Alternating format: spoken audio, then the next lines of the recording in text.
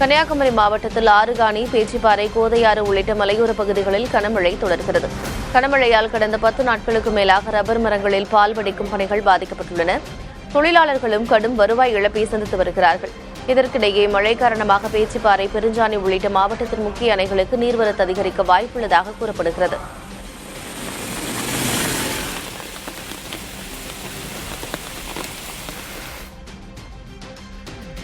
நெல்லை மாவட்டத்தின் மாஞ்சோலை, காக்காட்சி உள்ளிட்ட மேற்கு தொடர்ச்சி மலைப்பகுதிகளில் பெய்து வரும் மழையால் மணிமுத்தாறு அருவியில் தொடர்ந்து வெள்ளப்பெருக்கு ஏற்பட்டுள்ளது. அருவியில் நீர்வரத்து கணிசமாக அதிகரித்து காணப்படுவதால் ஆர்ப்பரித்து கொட்டுகிறது. சுற்றுலா பயணிகளின் பாதுகாப்பை கருதி அருவியில் குளிக்க 4வது நாளாக வனத்துறையினர் தடை விதித்திருக்கிறார்கள். அருவியை மேற்பார்வையிட மற்றும் சுற்றுலா பயணிகளுக்கு அனுமதி வழங்கப்படுகிறது.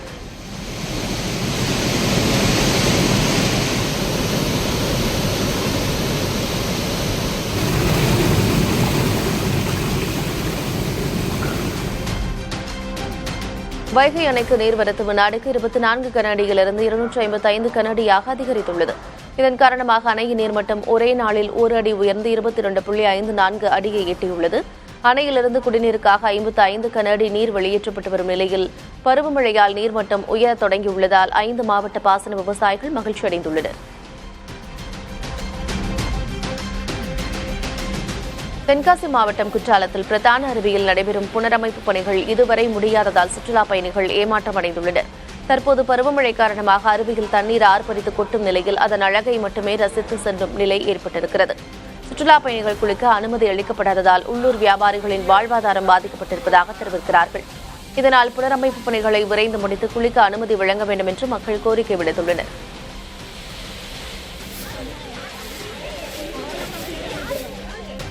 சேலம் மாவட்டம் ஓமலூர், காடையாம்பட்டி உள்ளிட்ட பகுதிகளில் விளைச்சல் குறைந்ததால் சந்தைகளுக்கு சின்ன வெங்காயத்தின் வரத்து 30 விழுக்காடு வரை சரிந்துள்ளது. இதன் காரணமாக நடப்பாண்டு தொடக்கத்தில் கிலோ 20 ரூபாய்க்கு விற்ற சின்ன வெங்காயம் தற்போது விலை உயர்ந்து 1 கிலோ 50 முதல் 55 ரூபாய் வரை விற்பனை செய்யப்படுகிறது. சாகுபடி பரப்பு கணிசமாக குறைந்துள்ளதால் வரும் நாட்களில் சின்ன வெங்காயத்தின் விலை மேலும் உயர வாய்ப்புள்ளதாக வியாபாரிகள் தெரிவித்துள்ளனர்.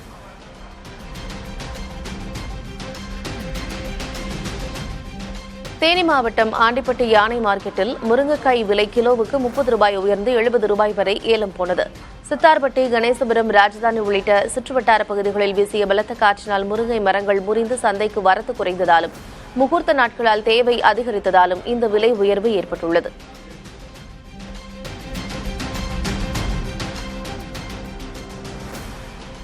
தேனி மாவட்டம் போடிநாயக்கனூர் அருகே உள்ள கொட்டக்குடி மலை கிராமத்திற்கு மக்களின் நீண்ட நாள் கோரிக்கையை ஏற்று முதன்முதலாக காலை மற்றும் மாலை என்று இருவேளை அரசு பேருந்து சேவை தொடங்கப்பட்டிருக்கிறது. இதனால் சுற்றியுள்ள 11 மலை கிராமங்களைச் சேர்ந்த பள்ளி, கல்லூரி மாணவர்கள் மற்றும் வேலைக்கு செல்வோர் 2 கிலோமீட்டர் தூரம் நடந்து சென்று பேருந்து ஏறி வந்த நிலை மாறியுள்ளது. முதல் முறையாக தங்கள் ஊருக்குள் அரசு பேருந்து வந்ததால் உற்சாகமடைந்த மக்கள் ஓட்டுநர் மற்றும் நடத்துனருக்கு மாலை அணிவித்து ஆரத்தி எடுத்து இனிப்புகள் வழங்கி வரவேற்றனர்.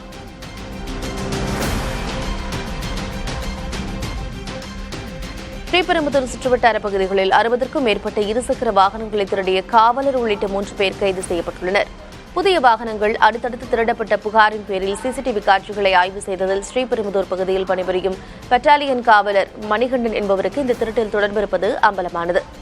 திருடப்பட்ட வாகனங்களை வேலூரில் குறைந்த விலைக்கு விற்று மேலும் சிலருடன் பணத்தை பகிர்ந்து கொண்டது விசாரணையில் தெரியவந்துள்ளது. ரயில் பாதை மேம்பாட்டு பணி காரணமாக சென்னை சென்ட்ரல், திருப்பதி உட்பட 4 ரயில்களின் சேவையில் இன்று முதல் செப்டம்பர் 6ஆம் தேதி வரை மாற்றம் செய்யப்பட்டுள்ளது. காலை 9:15 மணிக்கு அரக்கோணம், திருப்பதி இடையே இயக்கப்படும் ரயில் திருச்சானூர் வரை இயக்கப்படும். மதியம் 1:25 மணிக்கு திருப்பதி சென்ட்ரல் இடையே இயக்கப்படும் ரயில் திருச்சானூரில் இருந்து இயக்கப்படும். காலை 9:50 மணிக்கு இயக்கப்படும் சென்ட்ரல் திருப்பதி ரயில் திருச்சானூர் வரை இயக்கப்படும்.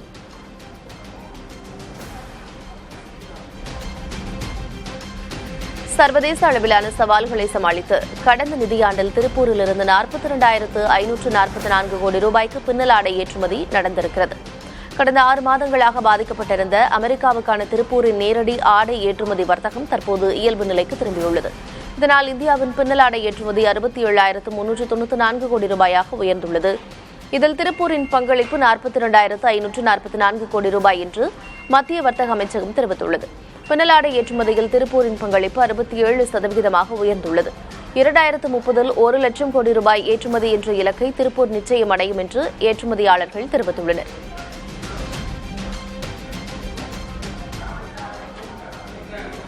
மதுரை வண்டியூர் தெப்பக்குளம் மாரியம்மன் கோயில் குடமுழுக்கு விழா வெகு விமரிசையாக நடைபெற்றது. 3 நாட்கள் நடைபெற்ற கணபதி ஹோமம், நவகிரக ஹோமம் உள்ளிட்ட யாகசாலை பூஜைகளை தொடர்ந்து கடம் புறப்பாடாகி கோபுர உச்சிக்கு கொண்டு செல்லப்பட்டு கும்பகலசத்தில் புனித நீர் ஊற்றப்பட்டது. இந்த விழாவில் அமைச்சர் நிர்மல்குமார், அதிமுக முன்னாள் அமைச்சர் RB உதயகுமார், சட்டமன்ற உறுப்பினர்கள் மற்றும் ஏராளமான பக்தர்கள் கலந்து கொண்டு தரிசனம் செய்தனர்.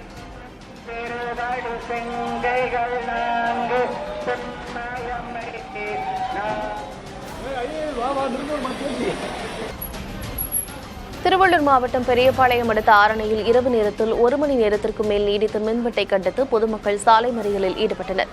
வெயில் காலத்தில் இரவு நேரங்களில் தொடர்ந்து மின்வெட்டு ஏற்படுவதாகவும் இதனால் குழந்தைகள், முதியவர்கள் பெரிதும் பாதிக்கப்படுவதாகவும் அவர்கள் குற்றம் சாட்டினர். மின் பழுது சரி செய்யப்பட்டு மீண்டும் மின்சாரம் வந்ததை அடுத்து பொதுமக்கள் அங்கிருந்து கலைந்து சென்றனர்.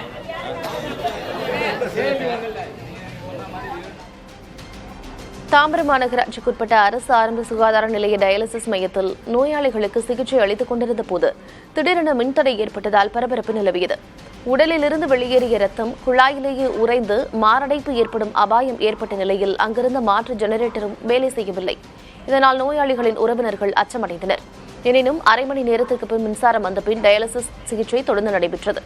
இதனால் எந்த அசம்பாவிதமும் இன்றி நோயாளிகள் உயிர் தப்பினர்.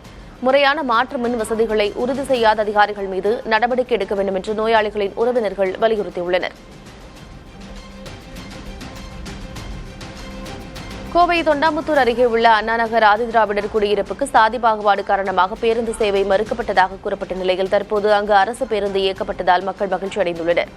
கடந்த மே 30ஆம் தேதி கோவை வந்த சமூக நீதித்துறை அமைச்சர் வன்னியரசுவிடம் மக்கள் அளித்த மனுவை அடுத்து மாவட்ட நிர்வாகம் மற்றும் போக்குவரத்து கழகம் இணைந்து அண்ணாநகர் வரை பேருந்து சேவையை நீட்டித்து நடவடிக்கை எடுக்கப்பட்டுள்ளது.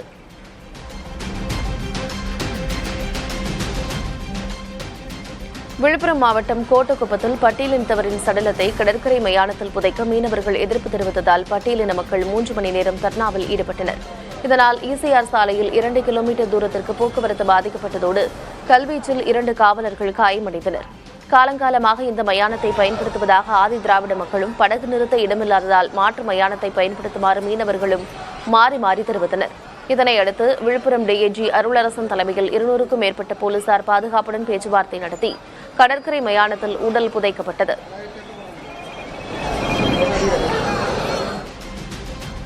விழுப்புரம் மாவட்டம் கோட்டக்குப்பத்தில் பட்டியலின முதியவர் உடல் புதைக்கப்பட்ட ஆத்திரத்தில் எதிர்தரப்பு மீனவர்கள் சிலர் பட்டியலின மக்களின் வீடுகளுக்குள் புகுந்து கொடூர தாக்குதல் நடத்தியுள்ளனர். 5க்கும் மேற்பட்ட வீடுகளில் இருந்த பொருட்களை அடித்து நொறுக்கி சூறையாடியதாக பாதிக்கப்பட்டவர்கள் குற்றம் சாட்டியுள்ளனர். வீட்டு உள்ள போய் சிலிண்டர் எல்லாம் உடச்சி அங்க உள்ள நாசம் பண்ணி வச்சுக்கிறாங்க. ஒரு பொம்பளை புள்ள வச்சுக்கிறேன், எங்களுக்கு என்ன பாதுகாப்பு? நைட்டுக்கு நாங்க எப்படி இருக்கிறீங்க? அடிச்சு நொறுக்கணவங்க யாருமா? அடிச்சு நொறுக்கணவங்க மீனவங்க. தருமபுரி மாவட்டம் தொப்பூர் கணவாய் விபத்து பகுதியில் ஓட்டுநர்களை எச்சரிக்கும் வகையில் சாலையில் சிவப்பு நிற வண்ணம் பூசப்பட்டுள்ளது. பெங்களூரு சேலம் செல்லும் தேசிய நெடுஞ்சாலையில் தொப்பூர் கணவாய் சாலையில் அடிக்கடி விபத்துகள் ஏற்படுகின்றன. இதனை தடுக்க காவல் மற்றும் நெடுஞ்சாலைத்துறை பல்வேறு முயற்சிகளை மேற்கொண்டுள்ளது. இதன்படி தேசிய நெடுஞ்சாலையில் சிவப்பு நிற தெர்மோபிளாஸ்டிக் வண்ணம் பூசப்பட்டிருக்கிறது. இது சாலையின் காட்சி தெளிவை மேம்படுத்துவதோடு விபத்து பகுதி என்று எச்சரித்து வாகன ஓட்டிகளை விழிப்புடன் வைத்திருக்க உதவுகிறது. இந்த சிவப்பு நிறம் மனித விலங்கு மோதல்களை தடுக்க உதவும் நோக்கத்துடனும் அமைக்கப்பட்டுள்ளது.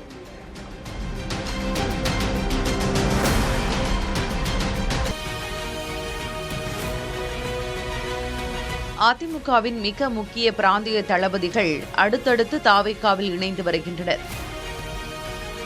அதன்படி சென்னை மண்டலத்திலிருந்து ஏற்கனவே JCD பிரபாகர், VS பாபு ஆகியோர் தாவேகாவில் ஐக்கியமாகிவிட்டனர். வடக்கு மண்டலத்தில் கடலூர் மாவட்ட செயலர் MC சம்பத், மத்திய மண்டலத்தில் கூப்பா கிருஷ்ணனை தொடர்ந்து வெல்லமண்டி நடராஜன், NR சிவபதி, நா சுப்பிரமணியம், நார்த்தாமலை ஆறுமுகம் ஆகியோரும் தாவேகாவில் இணைந்துள்ளனர். அதேபோல் மேற்கு மண்டலத்தில் செங்கோட்டையனை தொடர்ந்து சத்யபாமா, உடுமலை ராதாகிருஷ்ணன், பெருந்துறை ஜெயக்குமார் உள்ளிட்டவர்கள் தாவேகாவை நோக்கி நகர்ந்துள்ளனர். தெற்கு மண்டலத்திலிருந்து ரெட்டியார்பட்டி நாராயணன், இசக்கி சுப்பையா வரிசையில் கடம்பூர் ராஜு, சாத்தூர் ராஜவர்மன், மான்ராஜ் ஆகியோரும் தாவேகாவில் இணைந்தனர்.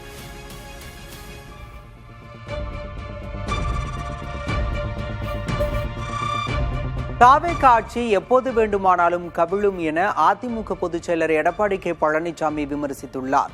சேலம் மாவட்டம் எடப்பாடி தொகுதி மக்களுக்கு நன்றி தெரிவிக்கும் கூட்டத்தில் உரையாற்றிய அவர், VCK கம்யூனிஸ்டுகளின் ஆதரவு இருக்கும் வரைதான் தாவேக ஆட்சி இருக்கும் என்றார்.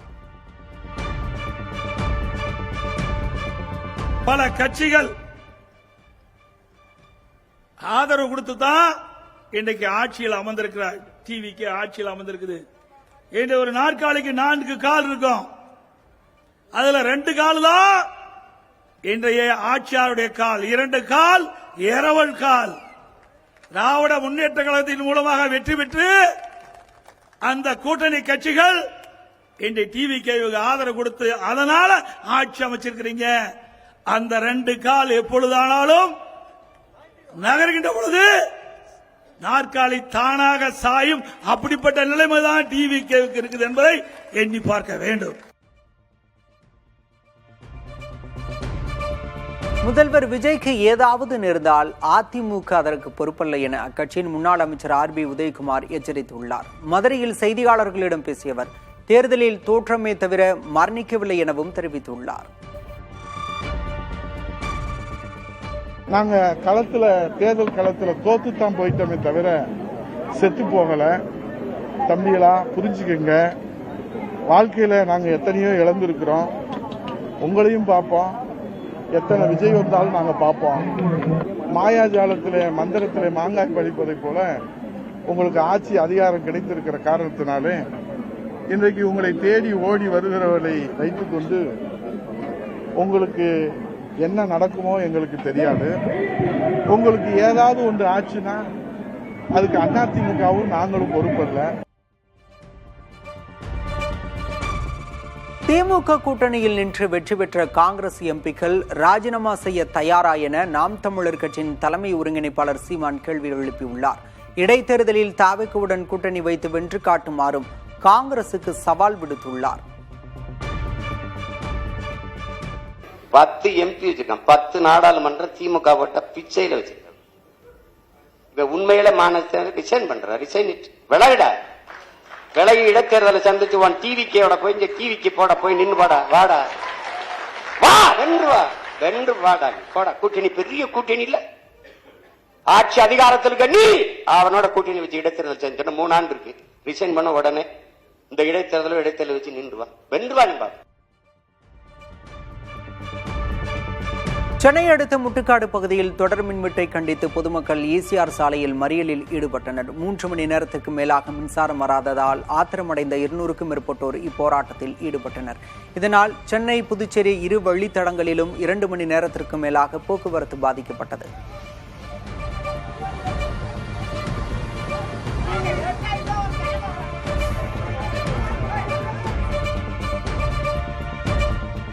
ரயில் பாதை மேம்பாட்டு பணிகள் காரணமாக சென்னை சென்ட்ரல், திருப்பதி உட்பட 4 ரயில்களின் சேவையில் இன்று முதல் செப்டம்பர் 6ஆம் தேதி வரை மாற்றம் செய்யப்பட்டுள்ளது. காலை 9:15 மணிக்கு அரக்கோணம் திருப்பதி இடையே இயக்கப்படும் ரயில் திருச்சானூர் வரை இயக்கப்படும். மதியம் 1:25 மணிக்கு திருப்பதி சென்ட்ரல் இடையே இயக்கப்படும் ரயில் திருச்சானூரிலிருந்து இயக்கப்படும். காலை 9:50 மணிக்கு இயக்கப்படும் சென்ட்ரல் திருப்பதி ரயில் திருச்சானூர் வரை இயக்கப்படும்.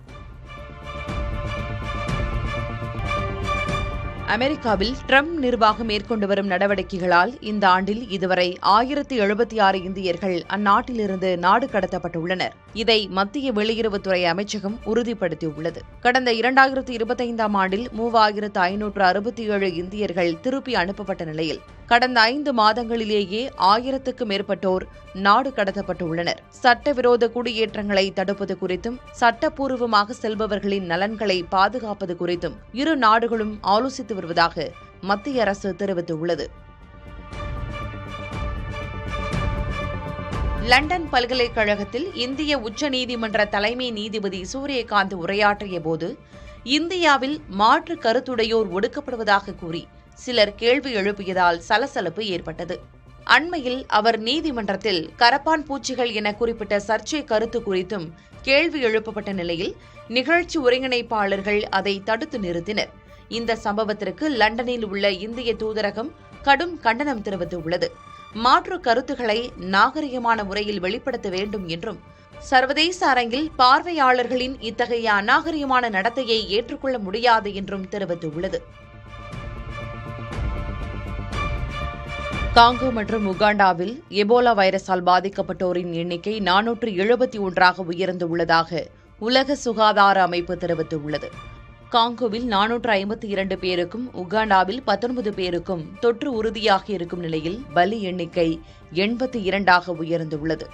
கடந்த 24 மணி நேரத்தில் மட்டும் 100 புதிய பாதிப்புகளும் 20 மரணங்களும் பதிவாகியுள்ளதாக தெரிவிக்கப்பட்டுள்ளது.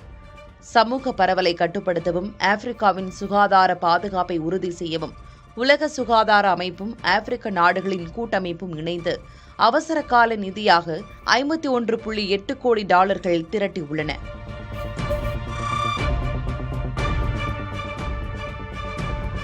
நார்வே நாட்டின் இளவரசி மெட்டே மேரிட் மாற்று நுரையீரல் அறுவை சிகிச்சைக்கான காத்திருப்போர் பட்டியலில் சேர்க்கப்பட்டுள்ளார். நாள்பட்ட நுரையீரல் பாதிப்பு காரணமாக அவரது உடல்நிலை தொடர்ந்து மோசமடைந்து வரும் நிலையிலும் அரச குடும்பத்தைச் சேர்ந்தவர் என அவருக்கு எவ்வித சிறப்பு சலுகைகளும் வழங்கப்படவில்லை. நாட்டின் மருத்துவ விதிமுறைகளின்படி சாமானிய நோயாளிகளைப் போலவே அவரும் காத்திருப்போர் பட்டியலில் வைக்கப்பட்டுள்ளார்.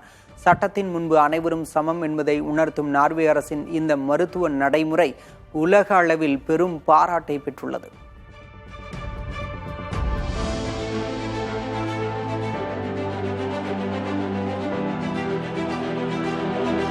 அமெரிக்க அதிபர் டிரம்பின் மருமகன் குஷ்னரின் நிறுவனம் அல்பேனியாவில் கட்ட திட்டமிட்டுள்ள சொகுசு விடுதிக்கு எதிராக பல்லாயிரக்கணக்கான மக்கள் போராட்டத்தில் ஈடுபட்டனர்.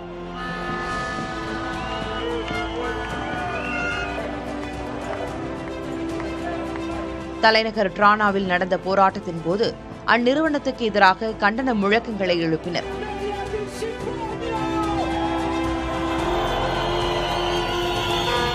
பூனாரை பறவைகள் மற்றும் கடல் ஆமைகளின் புகலிடமான பாதுகாக்கப்பட்ட ஈரநில பகுதியில் இந்த விடுதி அமைய உள்ளதால் சுற்றுச்சூழல் முற்றிலும் அழியும் என போராட்டக்காரர்கள் அச்சம் தெரிவித்துள்ளனர்.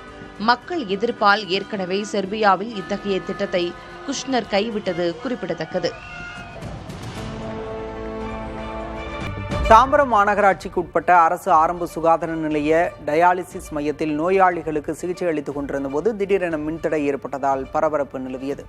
உடலிலிருந்து வெளியேறிய ரத்தம் குழாயிலேயே உறைந்து மாரடைப்பு ஏற்படும் அபாயம் ஏற்பட்ட நிலையில் அங்கிருந்த மாற்று ஜெனரேட்டரும் வேலை செய்யவில்லை. இதனால் நோயாளிகளின் உறவினர்கள் அச்சமடைந்தனர். எனினும் அரை மணி நேரத்திற்கு பிறகு மின்சாரம் வந்த பிறகு டயாலிசிஸ் சிகிச்சை தொடர்ந்து நடைபெற்றது. இதனால் எந்த அசம்பாவிதமும் இன்றி நோயாளிகள் உயிர் தப்பினர். முறையான மாற்று மின் வசதிகளை உறுதி செய்யாத அதிகாரிகள் மீது நடவடிக்கை எடுக்க வேண்டும் என நோயாளிகளின் உறவினர்கள் வலியுறுத்தியுள்ளனர். செங்கல்பட்டு மாவட்டம் நந்திபுரம் கூடுவாஞ்சேரி நகராட்சிக்குட்பட்ட பகுதிகளில் மின்வெட்டை கண்டித்து மக்கள் போராட்டத்தில் ஈடுபட்டனர். 3 மணி நேரத்திற்கு மேலாக மின்வெட்டு ஏற்பட்டதாக கூறப்படுகிறது. இதனால் குழந்தைகள், முதியவர்கள் கடும் அவதிக்குள்ளான நிலையில் ஆத்திரமடைந்த பொதுமக்கள் கூடுவாஞ்சேரி மின்வாரிய அலுவலகத்தை முற்றுகையிட்டு அதிகாரிகளுடன் கடும் வாக்குவாதத்தில் ஈடுபட்டனர்.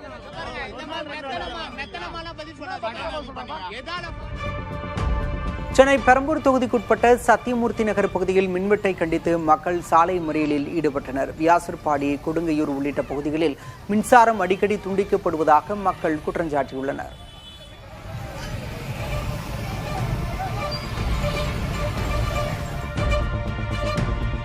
இரவு நேரங்களில் ஆங்காங்கே மின்தடை ஏற்படுவது உண்மைதான். அதனை நாங்கள் மறைக்கவோ மறுக்கவோ இல்லை என்று மின்வாரிய தலைவர் ராதாகிருஷ்ணன் தெரிவித்துள்ளார். திருவண்ணாமலை அண்ணாமலையார் கோயிலில் ராதாகிருஷ்ணன் தனது குடும்பத்தினருடன் சாமி தரிசனம் மேற்கொண்டார். தொடர்ந்து செய்தியாளர்களிடம் பேசிய அவர், இரவில் மின்தடை ஏற்படுவது பகிர்மானத்தால் ஏற்படும் பிரச்சனை என்றும் மின் விநியோகத்தால் ஏற்படும் பிரச்சனை இல்லை என்றும் தெரிவித்தார். ஆங்காங்கே சில இரவு நேரத்தில் பவர் கட் ஆகுது. அதெல்லாம் மறைக்கவோ மறுக்கவோ நாங்கள் செய்யலை. குறிப்பாக பர்டிகுலர்லி இரவு நேரங்களில் அந்த நேரத்தில் ஃபியூஸ் ஆஃப் போன்ற ஒரு 7-8 காரணங்கள் இருக்குது. அது எல்லாமே நம்ம சொல்கிறோம் இல்லையா, டிஸ்ட்ரிபியூஷன் சொல்லுவோம். டிஸ்ட்ரிபியூஷன் பகிர்மானம் அப்படிங்கிற இருக்கக்கூடிய காரணங்கள். இதுக்கும் ஜென்ரேஷனுக்கும் எந்த ஒரு சம்பந்தம் இல்லை. டாஸ்மாக் துறையில் நடந்த 3600 கோடி ரூபாய் ஊழல் தடுத்து நிறுத்தப்பட்டுள்ளதாக அமைச்சர் விக்னேஷ் தெரிவித்தார். கோவையில் செய்தியாளர்களிடம் பேசியவர், மதுபான விற்பனையில் மட்டுமின்றி கொள்முதலிலும் ஊழல் நடைபெற்றுள்ளதாகவும் இத்துறையில் கடந்த காலத்தில் நடந்த தவறுகள் ஒவ்வொன்றாக வெளிக்கொண்டு வரப்படும் என்றும் தெரிவித்தார். ஒரு பாட்டிலுக்கு 10 ரூபா வாங்குவாங்க. 1 கோடி பாட்டிலுக்கு குறைஞ்சது 10 கோடி ரூபா ஒரு நாளைக்கு. 10 கோடி ரூபான்னா நீங்க நல்லா கணக்கு வச்சுக்கோங்க. ஒரு மாசத்துக்கு 300 கோடி ரூபா, ஒரு வருஷத்துக்கு 3600 கோடி ரூபாய். இந்த 3600 கோடியும் இவங்க மட்டும் வச்சுக்கிட்டு இருந்தாங்க. கோவை தொண்டாமுத்தூர் அருகே உள்ள அண்ணா நகர் ஆதிதிராவிடர் குடியிருப்புக்கு சாதி பாகுபாடு காரணமாக பேருந்து சேவை மறுக்கப்பட்டதாக கூறப்பட்ட நிலையில் தற்போது அங்கு அரசு பேருந்து இயக்கப்பட்டதால் மக்கள் மகிழ்ச்சி அடைந்தனர். கடந்த மே 30ஆம் தேதி கோவை வந்த சமூக நீதித்துறை அமைச்சர் வன்னி அரசுவிடம் மக்கள் அளித்த மனுவை அடுத்து மாவட்ட நிர்வாகம் மற்றும் போக்குவரத்து கழகம் இணைந்து அண்ணா நகர் வரை பேருந்து சேவையை நீட்டித்து நடவடிக்கை எடுத்துள்ளது.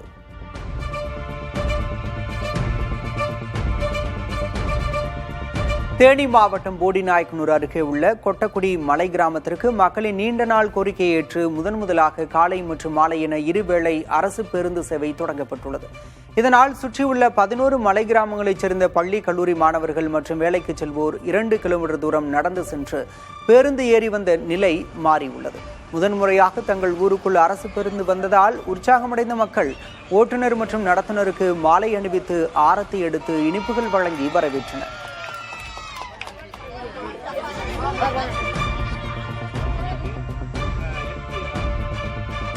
உலக சைக்கிள் தினத்தை முன்னிட்டு கடலூர் மாவட்டம் விருத்தாச்சலத்தில் உடல் ஆரோக்கியத்தை வலியுறுத்தி 7 கிலோமீட்டர் தூர சைக்கிள் பேரணி நடைபெற்றது. எரிபொருள் விலை ஏற்றம் மற்றும் புவி வெப்பமாதலை தடுக்க சிறிய தூர பயணங்களுக்கு பொதுமக்கள் வாகனங்களை விடுத்து மிதிவண்டியை பயன்படுத்த வேண்டும் என இப்பேரணியில் வலியுறுத்தப்பட்டது.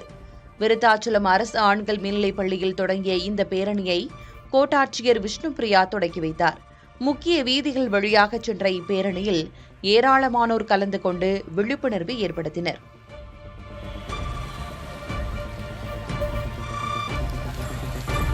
ராமேஸ்வரம் ராமநாத சுவாமி கோயிலில் திரைப்பட பின்னணி பாடகி சின்மயி தனது குடும்பத்துடன் தரிசனம் செய்தார். ராமநாத சுவாமி சன்னதி முன்பு நின்றபடி சிவன் பாடல் பாடி மனமுருகி பிரார்த்தனை செய்தார்.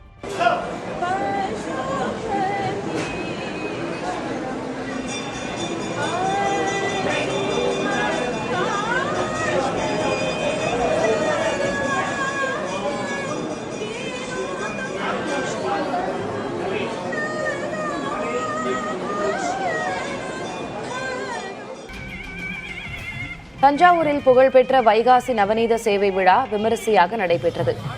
விழாவை முன்னிட்டு நீலமேக பெருமாள், நரசிம்ம பெருமாள், கோதண்டராமர் உள்ளிட்ட 27 பெருமாள்கள் வெண்ணெய் தாழி ஏந்திய சிறப்பு அலங்காரத்தில் காட்சியளித்தனர். ராஜ வீதிகளில் உலா வந்த பெருமாள்களை திரளான பக்தர்கள் தரிசனம் செய்தனர்.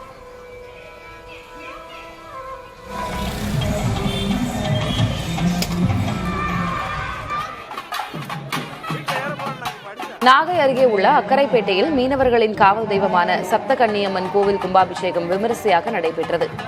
கடந்த 5ஆம் தேதி தொடங்கிய யாகசாலை பூஜைகள் நிறைவடைந்ததும் வேத மந்திரங்கள் மற்றும் மேளதாளங்கள் முழங்க கோபுர கலசங்களுக்கு புனித நீர் ஊற்றப்பட்டு கும்பாபிஷேகம் நடைபெற்றது. இவ்விழாவில் ஆயிரக்கணக்கான பக்தர்கள் கலந்து கொண்டு பால்குடம் எடுத்து வந்து தெய்வ வழிபாடு செய்தனர்.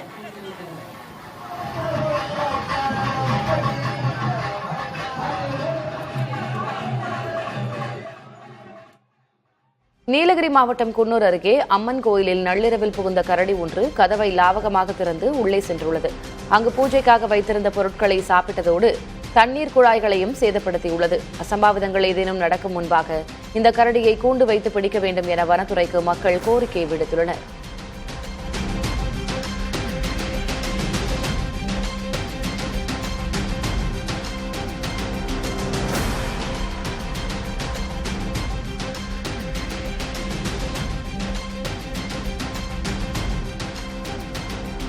திருவாரூர் சுற்றுவட்டார பகுதிகளில் மின்வெட்டு மற்றும் குறைந்த மின்னழுத்தம் காரணமாக தண்ணீர் பாய்ச்ச முடியாமல் சுமார் 20,000 ஏக்கர் பருத்தி பயிர்கள் காய்ந்து கருகி வருவதாக விவசாயிகள் வேதனை தெரிவிக்கின்றனர். ஏக்கருக்கு 35,000 ரூபாய் வரை முதலீடு செய்து கடும் வெயிலிலும் பயிர்களை பாதுகாத்து வந்த விவசாயிகள் தற்போதைய மின்தடையால் செய்வதறியாது தவித்து வருவதாக தெரிவிக்கின்றனர். தங்களுக்கு வேளாண் துறை மூலம் கணக்கீடு செய்து அரசு உரிய இழப்பீடு வழங்க வேண்டும் என விவசாயிகள் வலியுறுத்துகின்றனர்.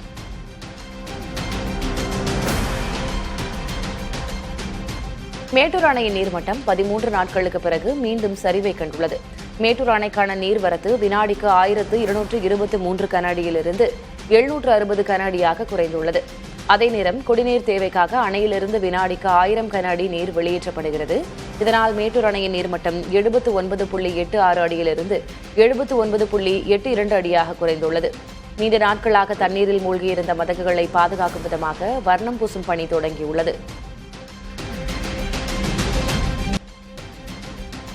திருவாரூர் மாவட்டம் போழக்குடி அருகே அரசு பேருந்து வாய்க்காலில் கவிழ்ந்து விபத்திற்குள்ளாகியதில் 15க்கும் மேற்பட்டோர் காயமடைந்தனர். திருச்சியிலிருந்து காரைக்கால் நோக்கி 50க்கும் மேற்பட்ட பயணிகளோடு சென்ற அரசு பேருந்து லாரிக்கு வழிவிட ஓரங்கட்டிய போது கட்டுப்பாட்டை இழந்து வாய்க்காலில் கவிழ்ந்தது. இந்த விபத்தில் காயமடைந்த பயணிகள் மருத்துவமனைகளில் சிகிச்சைக்காக அனுமதிக்கப்பட்டுள்ளனர். திருவாரூர் மாவட்டத்தில் கடந்த 2 வாரங்களில் மட்டும் 3 பேருந்துகள் விபத்திற்குள்ளாகியதால் பயணிகள் அச்சமடைந்துள்ளனர்.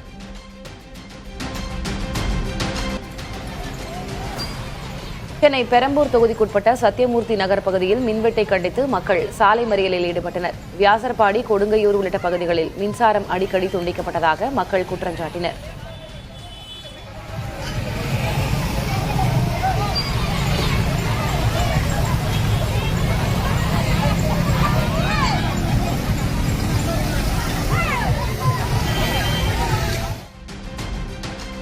செங்கல்பட்டு மாவட்டம் நந்திபுரம் கூடுவாஞ்சேரி நகராட்சிக்குட்பட்ட பகுதிகளில் மின்வெட்டை கண்டித்து மக்கள் போராட்டம் நடத்தினர்.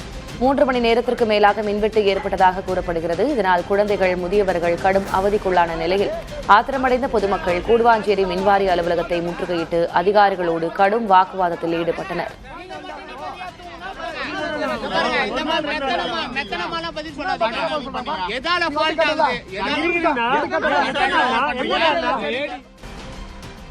காரைக்கால் அருகே தந்தையை பராமரிக்க தவறிய 3 மகன்களுக்கு 1 மாதம் சிறை தண்டனை விதித்து காரைக்கால் சார்பு நீதிமன்றம் தீர்ப்பளித்துள்ளது.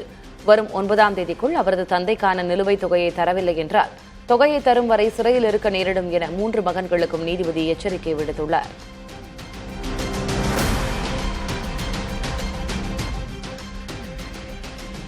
மத்திய அரசின் அம்ருத் பாரத் திட்டத்தின் கீழ் புதுப்பொலிவு பெற்றுள்ள பழனி ரயில் நிலையத்தின் ட்ரோன் காட்சிகள் இணையத்தில் வெளியாகியுள்ளது.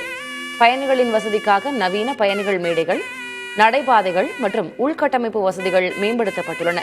சிறப்பு விழாவிற்கு முழுமையாக தயாராகியுள்ள பழனி ரயில் நிலையத்தின் வீடியோவை தென்னக ரயில்வே வெளியிட்டுள்ளது.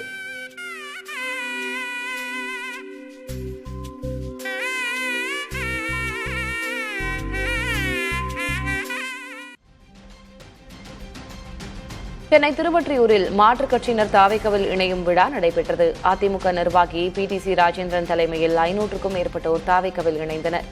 விழாவில் திருவொற்றியூர் MLA செந்தில்குமார் நலத்திட்ட உதவிகளை வழங்கினார். அப்போது பொதுமக்கள் முண்டியடித்துக் கொண்டு சென்றதால் மூதாட்டி ஒருவர் தடுமாறி விழுந்தார். இதனால் அங்கு சிறிது நேரம் பரபரப்பு ஏற்பட்டது.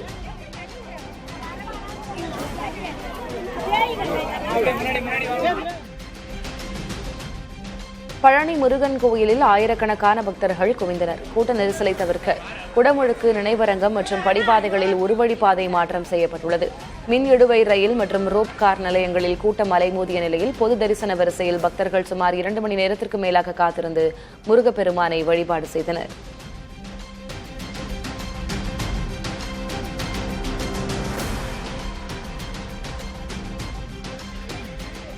கள்ளக்குறிச்சி மாவட்டம் ஒல்லியம்பாளையம் கிராமத்தில் 20 நாட்களாக குடிநீர் வழங்காததை கண்டித்து 200க்கும் மேற்பட்ட கிராம மக்கள் காலி குடங்களோடு சாலை மறியலில் ஈடுபட்டனர்.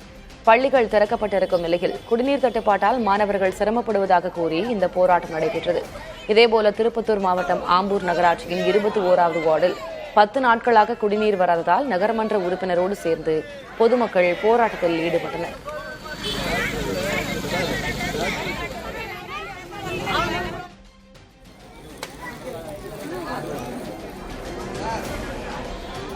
வார விடுமுறையை முன்னிட்டு திருவண்ணாமலை அண்ணாமலையார் கோயிலில் ஆயிரக்கணக்கான பக்தர்கள் தெய்வ வழிபாடு செய்ய குவிந்தனர். அதிகாலை நடை திறக்கப்பட்டு சிறப்பு அபிஷேகங்கள் நடைபெற்ற பிறகு ராஜகோபுரம் வழியாக பக்தர்கள் 4 மணி நேரம் காத்திருந்து தெய்வ வழிபாடு செய்தனர்.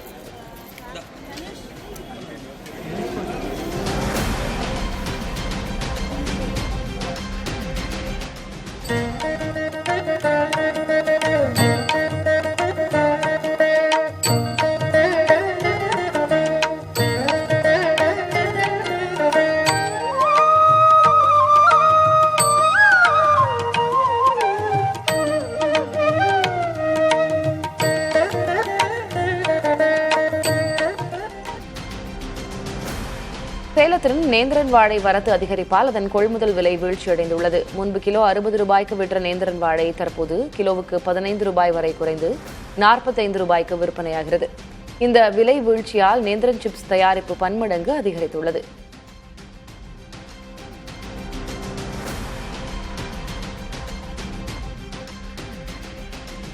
தேனி மாவட்டம் ஆண்டிப்பட்டி யானை மார்க்கெட்டில் முருங்கைக்காய் விலை கிலோவுக்கு 30 ரூபாய் உயர்ந்து 70 ரூபாய் வரை ஏலம் போனது.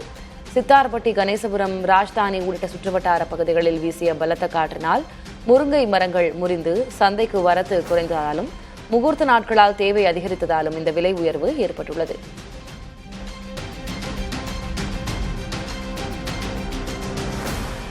சிறுமலை பலாப்பழம் வரத்து தாமதமாவதால் திண்டுக்கல் சந்தையின் புதுக்கோட்டை பலாப்பழங்கள் விற்பனை செய்யப்படுகின்றன. போதிய மழையின்மையால் புகழ்பெற்ற சிறுமலை பலாப்பழங்களின் விளைச்சல் பாதிக்கப்பட்டு வரத்து இன்றி உள்ளது. இதனால் திண்டுக்கல், சிறுமலை அடிவார பகுதிகளில் தற்போது புதுக்கோட்டையிலிருந்து கொண்டுவரப்படும் பலாப்பழங்கள் விற்பனை செய்யப்படுகின்றன. இந்த ஆண்டு புதுக்கோட்டை பகுதியில் பலாப்பழம் அதிகம் விளைந்துள்ளதால் அதிக அளவில் திண்டுக்கல் சந்தைக்கு வந்திருக்கின்றன. இதனால் 1 கிலோ பலாப்பழம் 20 ரூபாய் என குறைந்த விலையிலேயே விற்பனை செய்யப்படுகிறது. ரயில் பாதை மேம்பாட்டு பணி காரணமாக சென்னை சென்ட்ரல், திருப்பதி உட்பட 4 ரயில்களின் சேவையில் இன்று முதல் செப்டம்பர் 6ஆம் தேதி வரை மாற்றம் செய்யப்பட்டுள்ளது. காலை 9:15 மணிக்கு அரக்கோணம், திருப்பதி இடையே இயக்கப்படும் ரயில் திருச்சானூர் வரை இயக்கப்படும். மதியம் 1:25 மணிக்கு திருப்பதி சென்ட்ரல் இடையே இயக்கப்படும் ரயில் திருச்சானூரிலிருந்து இயக்கப்படும். காலை 9:50 மணிக்கு இயக்கப்படும் சென்ட்ரல் திருப்பதி ரயில் திருச்சானூர் வரை இயக்கப்படும்.